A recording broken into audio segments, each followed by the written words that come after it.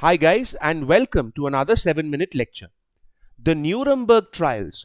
Most students of history would already be aware of what they are, and hopefully even for those of you who are familiar with this topic, I can give you a few things you find interesting in my limited time span of 7 minutes. Hopefully. I'd also like to provide my critique of the Nuremberg Trials, something that isn't commonly done or even accepted in today's discourse. So, what are they?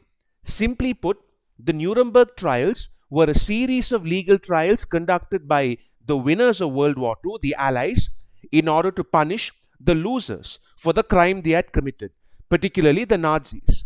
They began towards the end of 1945 and went on towards the end of 1946. So it lasted for a little over a year.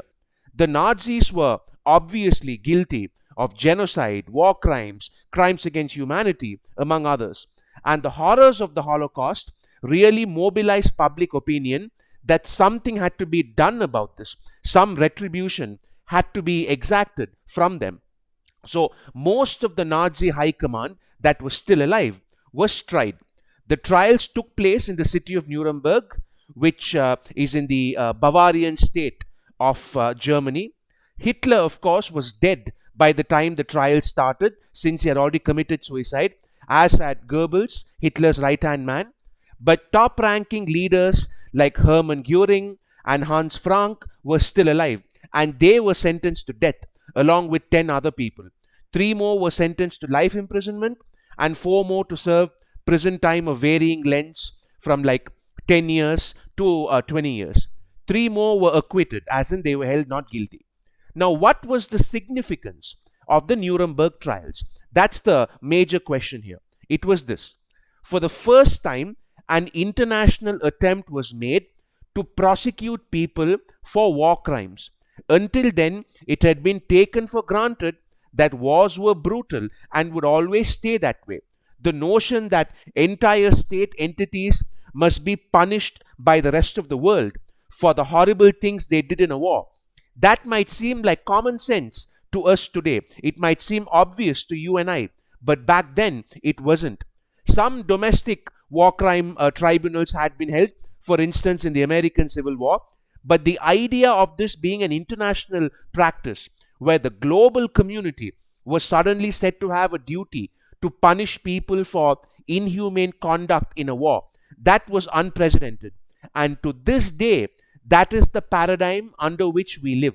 So no matter what happens from here on out, history will always remember the Nuremberg trials as the starting point where the laws of war were taken seriously for a change, where it was established that if you commit large-scale crimes in a war, the international community as a whole would come after you.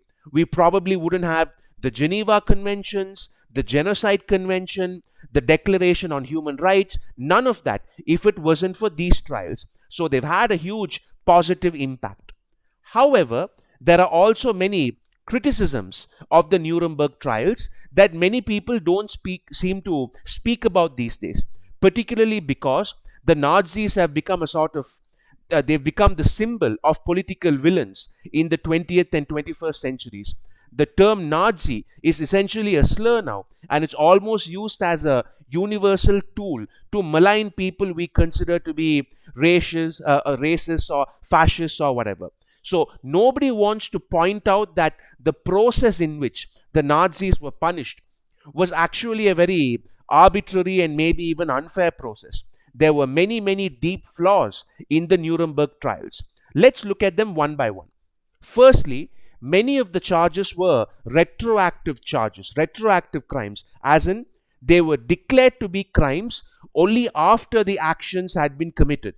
It's one of the fundamental principles of law that crimes cannot be retroactively charged, and yet it was done here. So for instance, let's say I'm wearing a blue shirt today, right? And a law is passed tomorrow that wearing blue shirts is illegal. Should I be thrown in jail for wearing a blue shirt today, even though it wasn't a crime at the time I'm wearing it? Of course not. That would be a retroactive charge.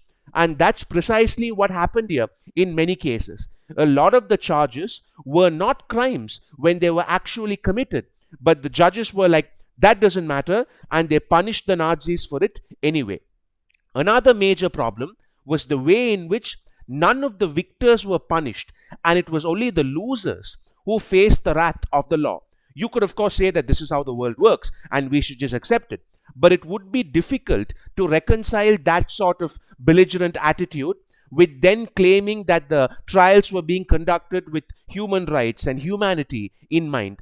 So major crimes committed by the Allies, like the firebombing of Dresden, the nuclear strikes on Hiroshima and Nagasaki, none of that was ever addressed. There were also concerns about some of the judges who presided over these trials. One of the main Soviet judges, for example, Nikitchenko, was literally one of Stalin's favored judges when he conducted the Great Purge in the Soviet Union, where Stalin's rivals and critics were thrown in jail, banished from the country, and almost 1 million of them were sentenced to execution for criticizing and opposing Stalin. And this judge was one of the main figures in that process. And driving this point of corruption home even more, if you look at the actual trials, you will see that the Allies tried to blame the Nazis for all sorts of massacres that were committed by the Allies themselves. If you look at the Katyn Forest massacre, for instance, where the Soviet Union killed about 22,000 Polish military officers and academics, they tried to charge the Nazis for it.